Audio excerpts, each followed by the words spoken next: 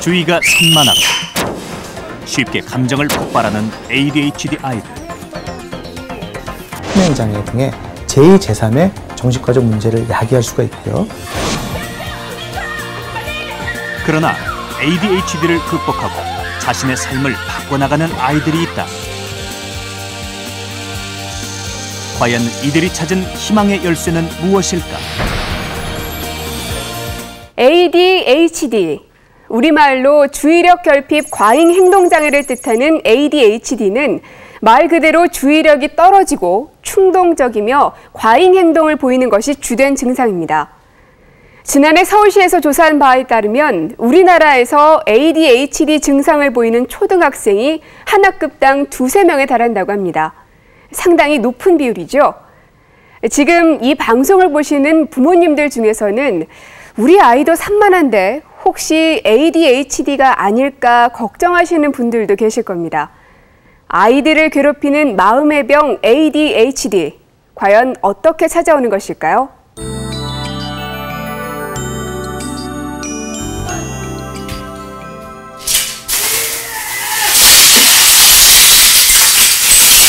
올해 9살인 승호는 장난감 블록을 가지고 노는 걸 가장 좋아한다. 자기가 놀 때는 동생이 장난감 근처에 오지도 못하게 한다.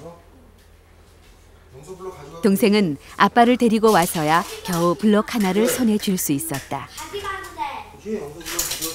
아빠는 승호를 타일러 보려 했지만 아이는 고집을 꺾지 않았다. 엄마가 나서는 것도 소용없었다.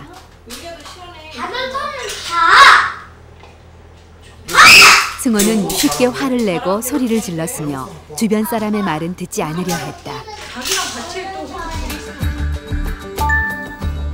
ADHD 아이들이 보이는 가장 주된 증상은 주의가 산만하고 충동적인 행동을 하며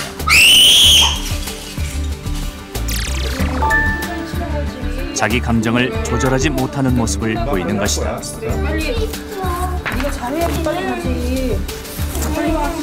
엄마가 이제 한번 지시하면 바로 수행해야 되는데 미적미적거린다든지 그런 증상이 흔히 나타나고, 또 물건 분실을 많이 한다든지, 또 어머니가 지시를 했는데 못 들었다고 대답을 한다든지, 제가 지금 이렇게 말씀드리는 것이 다 이제 부주의성과 관련된 증상입니다. 그 외에 이제 과잉 행동성, 충동성 증상이 있는데, 이거는 쉴 새 없이 움직인다든지요, 늘 시끄럽게 논다든지, 뭐 자기 차례를 못 기다리든지, 불쑥불쑥 끼어든다든지. ADHD의 발병 원인으로는 유전 요인, 환경 요인 등 여러 가설이 제기되는데, 그중 하나로 전두엽 기능에 이상을 들 수 있다.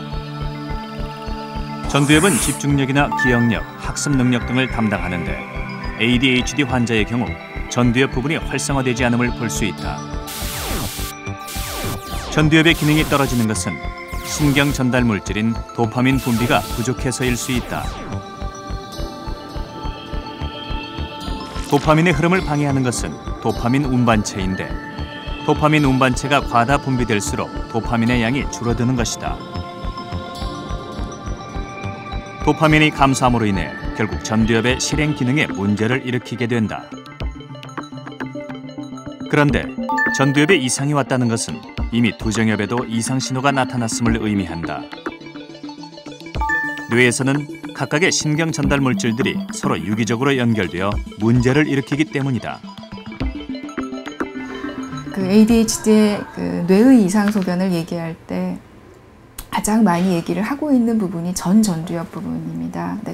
거기에서 신경화학 물질의 가장 대표적인 물질 중에 하나인 도파민이 부족함으로써 실행 기능에 문제가 생기는 것이거든요. 근데 그런 전두엽의 도파민의 부족 현상이 단순하게 그 부위 영역의 하나의 문제가 아니라 후방부의 두정엽 부분이라든지 후방부의 주의력 시스템과의 어떤 연계성이 돼서 네트워크의 문제가 되는 것이죠.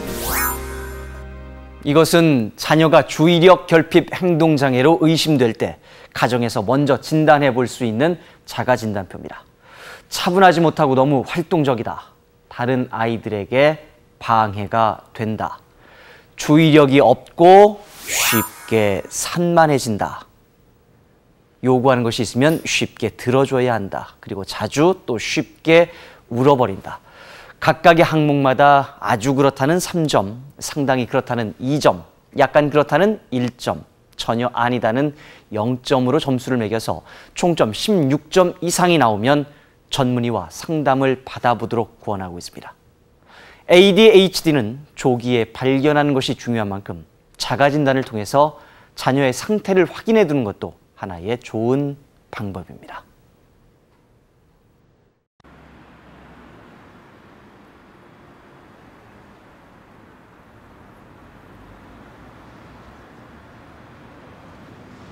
고등학생 소연이가 학교에 간 사이 동생들은 소연의 책상에 와서 놀곤 한다. 자기 물건에 손대는 걸 끔찍이 싫어하는 소연의 성격 때문에 동생들은 소연이 없을 때만 몰래 이 방에 들어온다.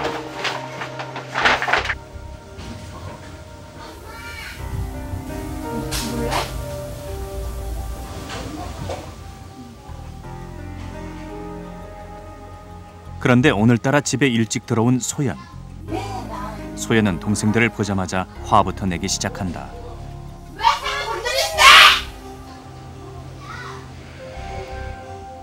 제 소중한 거 만졌을 때는요, 화가 나고 순간 이성을 잃어버려가지고요, 좀 감정 조절이 안 돼요. 그러니까 흔히 말하는 좀 폭발한다 그런 식이에요. 본인 느끼기 웃네. 네, 자각은 했는데요. 그걸 쉽게 그걸 바꾸지 못해요. 네. 막 욕도 막 심하게 한다며. 네, 심하게 해요. 그러니까 거의 협박이나 좀, 그러니까 남들이 차마 듣지 못하려고 저는 한 번 이렇게 심하게 해요. 소연이 감정 조절을 할 수 없게 된 건 지난해 부모님이 이혼하면서부터다. 소연에겐 너무 큰 상처였다. 가정사가 좀 안 좋다 보니까 애가 갑자기 그냥 확 달라졌어요. 지금도 마찬가지지만 친구들하고 어울리지를 못해요. 그리고 집에 와서는 지동생하고 싸우고 욕하고 욕을 아예 달고 살고, 그리고 또 흥분을 잘해요.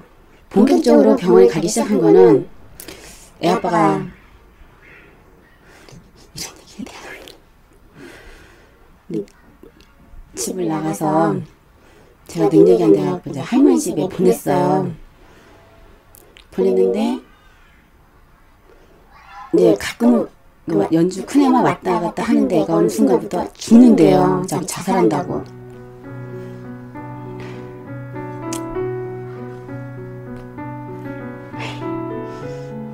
연주 처음에 죽고 싶다, 자살 충동이 굉장히 높은 문제로 왔었고요. 초기에는 진단은 우울증 쪽으로 생각을 했었는데 어릴 때 발달력을 쭉 듣다 보니까 그 친구가 사실은 산만한 아이였는데 청소년기에 우울한 쪽으로 빠지는 게 아닌가라는 부분이 강하게 의심되었습니다. 네. 제작진은 소연과 가족의 동의를 얻어 소연의 평소 모습을 관찰 카메라로 지켜보기로 했다. 만났다 하면 싸움만 하게 된다는 소연과 남동생. 계란 넣어줘. 안 꺼져. 싸움은 사소한 것으로 시작됐다. 소연이 컴퓨터 자리에서 일어나지 않자 화난 동생이 전원을 뽑아버린 것이다. 내가 키웠는데 왜 네가 아니야? 그럼 내가 키고 내가 해도 된다고? 그래. 그럼 내가 그냥 다시 뽑을 거야. 왜? 내가 왜 먼저 하려고 하잖아. 너 죽어. 소연은 동생을 향해 분노의 첫 말들을 뱉어냈다.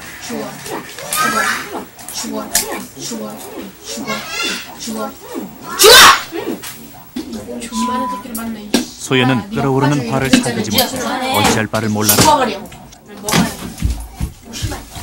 씨발라. 미켜. 그만하자. 미켜. 너 이제 죽여버릴 거야. 이게 우린 아니잖아. 엄마가 말리는 것도 소용없었다. 네가 날 열받게 할 때 씨발라. 씨발이 뭐 씹새끼야. 씨발아 뭐. 동생도 더 이상 참지 못했다. 씨발아 뭐. 너 그만해. 너 나가 있어.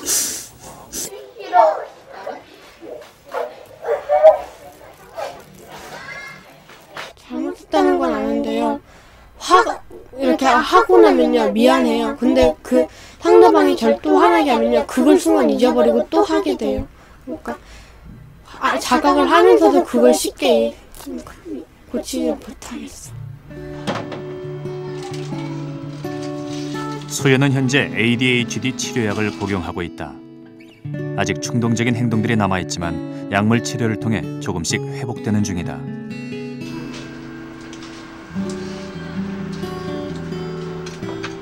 약 외에 소연이 찾은 또 하나의 방법은 찰흙 조각을 만드는 것이다. 소연은 찰흙을 빚어 새로운 작품을 만들 때가 가장 행복하다고 한다.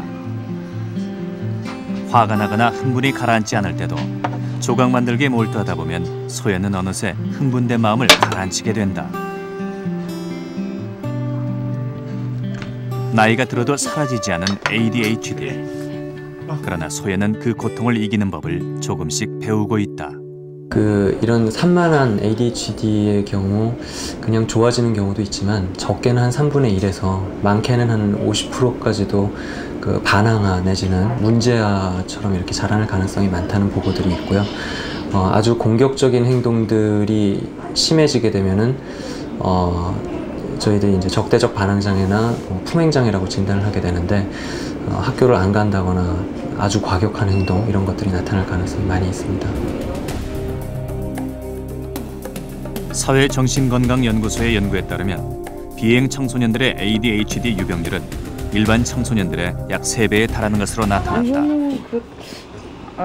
어린 시절에 제대로 치료받지 못하고 청소년기까지 그대로 방치되는 아이들은 더욱 폭력적이고 반항적인 아이로 자라기 쉽다. 그래서 조금 기분이 조금 힘들었어요. ADHD는 그만큼 조기 치료가 중요하다. 쟤는 말썽꾸러기, 쟤는 산만하고 좀 말 안 듣는 아이라고 생각해서 부모님이 자꾸 야단치고 또 선생님도 지적을 하고 또래 관계로부터 배척을 당하게 되면 결국 이 아이는 나중에 우울증이나 불안장애나 품행장애 등의 제2, 제3의 정신과적 문제를 야기할 수가 있고요. 그것이 지나쳐서 결국 인격적인 성숙에 있어서도 상당히 부정적인 영향을 미칠 수가 있다고 보기 때문에 그렇습니다. 그러나 초기 유아기 때부터 그런 ADHD의 모습을 잘 증상을 조절해주면서 치료를 한다면 더 이상 그런 부정적인 되먹임을 받지 않기 때문에 아이가 좀 편안한 가운데서 원만하게 성장할 수 있다고 이제 보는 것이죠.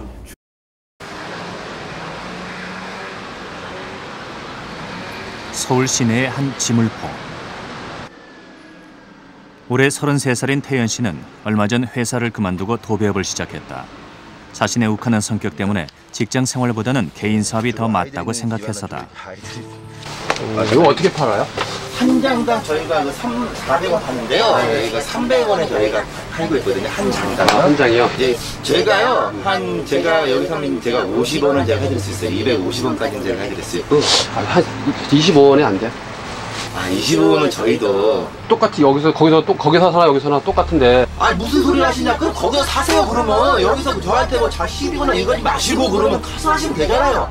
여기서. 아저씨 삿대질하면 안 되지. 왜 삿대질이야? 삿대질 할 수도 있는 거지, 왜? 아저씨 나 언제 봤다고 삿대질이야. 태연 씨에게는 가게를 운영하는 것도 쉬운 일은 아니었다. 손님이 지나친 요구를 할 때마다 태연 씨는 화를 참지 못했다. 어렸을 때부터 산만하다는 얘기를 많이 들었던 태연 씨는 지금도 크게 달라지지 않았다고 한다. 책을 읽다가도 금세 컴퓨터를 찾고 그러다 또 다른 것에 눈을 돌리기 일쑤다. 평소에 감정 조절이 제가 좀 안 되는 케이스가 있는 게 좀 저도 문제가 많다고 보죠. 아무래도 내가 남들하고 사회생활 할 때 좀 문제가 많다고 보죠. 특히 왜냐면은 그냥 갑자기 웃다가도 갑자기 사소한 그러니까 농담이나 이런 거 저의 그러니까 기분을 건드는 농담이 있지 않습니까? 그런 게 했을 때 갑자기 확 화를 내는 경우도 제가 많았거든요. 그러니까 아무래도 좀 저도 문제가 있다고 보죠. 저 자신도. 예를 들어서 제가 지금 도배를 하고 있는데 태연 씨의 상태를 정확히 진단하기 위해 정신과 의사와의 상담을 진행했다. 저희 부모님과 같이 일하시는데 저희 부모님은 성인 ADHD가 의심될 때 이용하는 평가 테스트였다. 대체 뭐 그런 말 많이 하지 않습니까? 너 도대체 그딴 게 뭐 어디 기가 출장 갔다 왔냐 뭐 이런 식으로 하잖아요. 너기는 출장 갔다 왔어는 거네? 뭐 그런 얘기 되게 많이 혼났죠. 그렇게 해서. 성인 ADHD의 경우 유년기 때와 같은 과잉 행동은 거의 보이지 않으나 주의력 결핍이나 충동성은 여전히 문제가 된다. 지금 현재 ADHD에 합당하는 소견이 나왔고 그 타입이 있는데요. 종류가 있습니다. 하나는 이제 그 주의력 결핍이 주된 증상인 타입이 있고 하나는 이제 과잉 행동과 충동성이 주된 타입이 있는데 이분 같은 경우는 주의력 결핍이 주된 타입으로 그런 항목들이 여러 가지에서 다 그 예스로 나왔습니다. 우리가 ADHD에서 가장 착각하고 예전에 몰랐던 것이지만 혼돈스럽게 생각하고 있는 것이 바로 이제 나이가 먹으면 엎어진다 그런 개념입니다.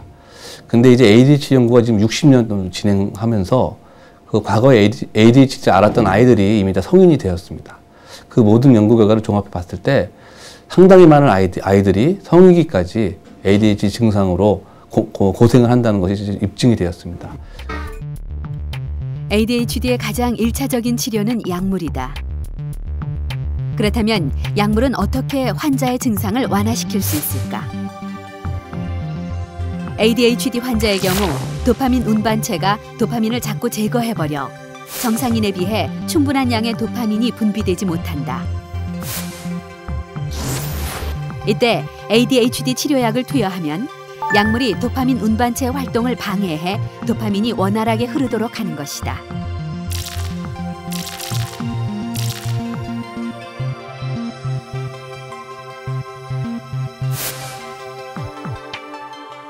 뇌 영상 연구에 따르면 ADHD 아동이 일반 아동에 비해 도파민 운반체 밀도가 더 높은 것을 알 수 있다. 그러나 약 복용 후에는 ADHD 아동도 정상 수준으로 회복됐다. 한 가지 약물에 의해서 그 정도 75% 정도의 반응을 보이기 때문에 한 약물이 안 들으면 다른 약물로 교체를 하고 그런 경우에 한 30%가 더 좋아진다고 되어 있습니다. 그래서 여러 가지 약물을 잘 복합적으로 사용하면 전체에서 한 90% 정도의 아이들이 일단 반응을 보인다고 볼 수 있겠습니다. 그런데 여기서 반응이라고 그러는 것은 완벽한 치료 효과라고 하는 건 아닙니다. 약에 의해서 도움을 받는다는 것을 의미하는 거기 때문에 보다 나은 치료 효과를 위해서는 그런 약물 치료와 더불어 다른 비약물적인 치료를 같이 해야 됩니다. ADHD 아동을 치료하는 데 있어서 부모의 역할은 매우 중요합니다. 부모가 어떤 태도로 아이를 대하느냐에 따라서 아이의 태도도 크게 달라질 수 있기 때문입니다. 나 민호랑 또 싸웠어. 아니, 어쩌다가 싸웠어? 같이 축구했는데 민호가 날 밀었단 말이야.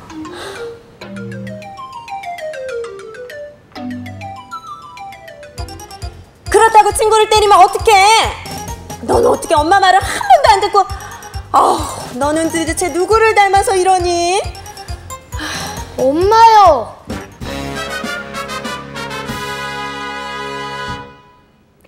ADHD 아동의 부모들이 가장 잘못 생각하는 것이 우리 아이가 의지가 부족해서 행동을 고치지 않는다고 믿는 것입니다. 그러니까 아이의 증상을 인격화해서 생각하는 것이죠. 그러나 부모들이 이렇게 생각할수록 아이에 대한 치료는 더욱 어려워집니다. 그렇다면 어떻게 해야 하는 것일까요? 나 민호랑 또 싸웠어. 아니, 어쩌다가 싸웠어? 같이 축구했는데 민호가 먼저 날 밀었단 말이야.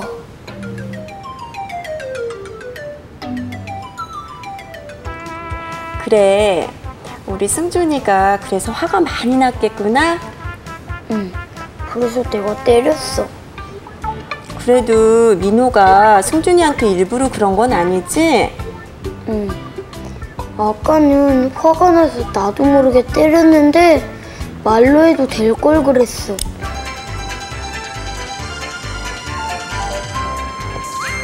부모들은 우선 아이가 보이는 ADHD 증상이 아이의 의지와는 상관없이 나타나는 것임을 알아야 합니다. 바로 증상을 객관화해서 바라보는 것이죠.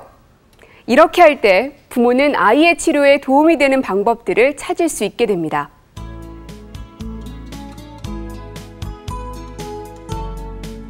여름방학을 맞았지만 손에서 책을 놓지 않는 용민이. 코앞으로 닥친 과학고 입시 준비를 하느라 다른 생각할 겨를이 없다.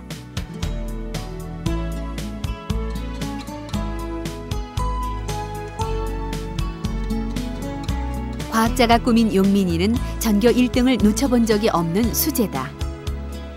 특히 좋아하는 과학과 수학을 공부할 때 강한 집중력을 보인다. 과학, 수학 분야에서의 빼어난 수상 실적도 용민이의 자랑이다. 이런 용민이에게 친한 친구에게도 터놓지 못한 한 가지 비밀이 있다. 바로 ADHD로 치료를 받고 있다는 사실이다. ADHD를 말했을 때 기분이요? 이제 조금 황당했어요. 그게 몇 살 때 알은 거예요? 몇 학년 때? 저는 그냥 제가 ADHD라는 거는 모르고 그냥 약간 그 다른 사람보다 좀 더 산만한 건 정도만 알고 있었는데.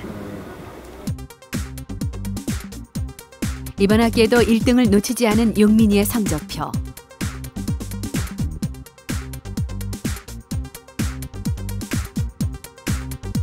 우수한 점수보다 더 놀라운 것은 집중력이 뛰어나고 교우 관계가 원만한 학생이라는 담임 선생님의 평가다. 모두가 칭찬하는 모범생 용민이가 있기까지엔 어머니의 신중한 판단과 가족의 따뜻한 사랑이 큰 역할을 했다. 용민이가 처음 ADHD 진단을 받던 당시 어머니는 아이가 손가락질을 받을 수도 있다는 사실이 제일 두려웠다고 한다. 저희가 치료를 선택하게 됨으로 인해서 이제 주변의 시선들이 좀 사실은 무섭더라고요. 그러니까 어린 나이에 소아정신과를 다닌다 이렇게 알게 되면 또 많이 그렇잖아요. 그래서 내 친척들에게도 심지어는 내 부모에게도 말을 못한 상태거든요. 그런데 저희 가족은 다 인지를 하고 있고, 그리고 또 아이한테도 처음에 이제 7살 된 아이한테 네가 ADHD 해봤자 어떻게 알아듣겠어요. 그래서 아이한테 편안하게 얘기를 했어요. 네가 이렇게 그러니까 집중을 잘 못하고 생각 주머니에서 자꾸 싸우고자 하는 그런 마음이 생기고 그런 거를 그러니까 덜 하기 위해서 이 약을 먹는 거다. 그리고 이 치료가 필요하다. 그렇게 생각을 해서 아이한테 그렇게 얘기를 해줬고요. 용민이는 초등학교 1학년 때 이래로 8년째 ADHD 약을 먹고 있다.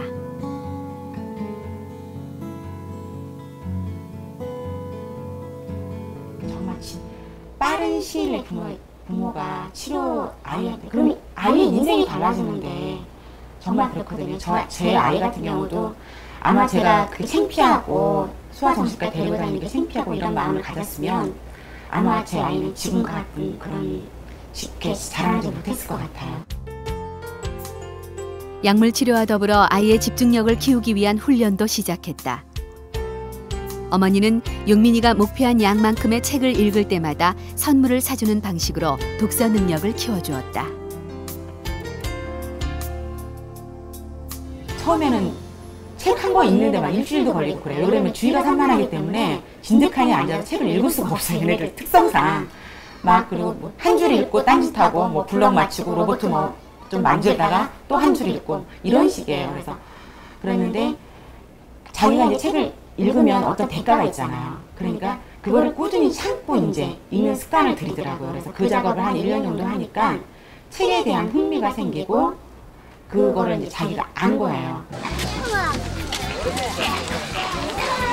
또 한 달에 한두 번은 동물원에 데려가 마음껏 뛰어놀게 했다.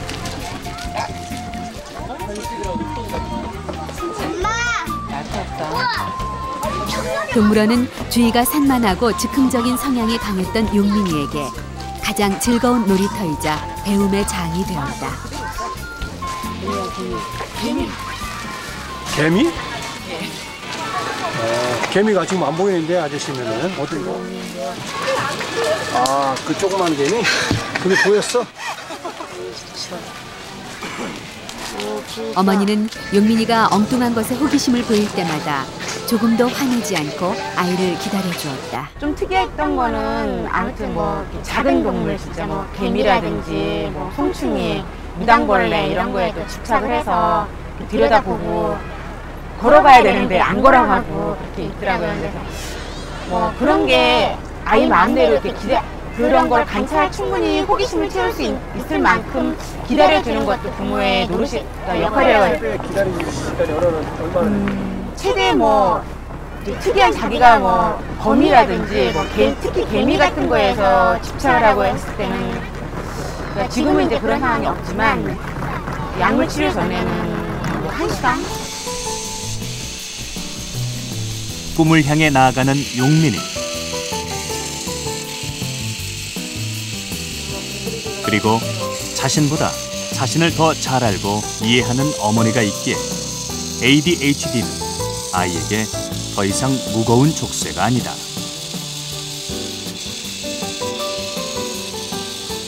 저희 작은 아들이요, 엄마 화장실 청소하기 힘들다고 또 이렇게 만들어준 단막품이거든요. 이렇게 해서 요즘 엄마는 기분이 좋다. 용민이가 엄마를 위한 특별한 청소기를 발명해 준 것이다. 지난 8년 동안 화도 나고 울기도 했지만 확신을 가지고 아이를 기다려온 어머니의 노력이 오늘의 용민이를 만든 것이다. 대부분의 부모님들이 중간에 포기하시는데요. 내 자식을 사랑하는 만큼 기다려주는 게 정말 중요한 것 같아요, 아이한테. 그러니까 그게 빠른 시일 내에 뭐 내가 1, 2년 치료해서 이게 확 좋아지고 이런 게 아니거든요. 어디가 진짜 다쳐서 골맞으면 확 수술해서 깨매버리면 낫는데 그게 아니잖아요. 그러니까 오랜 시일이 걸려요, 사실은. 근데 정말 기다려주는 마음을 갖고 아이한테 너는 할 수 있다라는 그런 자신심, 너는 그리고 정말 축복받고 네가 그렇게 행동을 하지만 넌 축복받고 사랑받는 존재라는 걸 아이한테 인식시켜 주시는 게 정말 중요한 것 같아요. 그러니까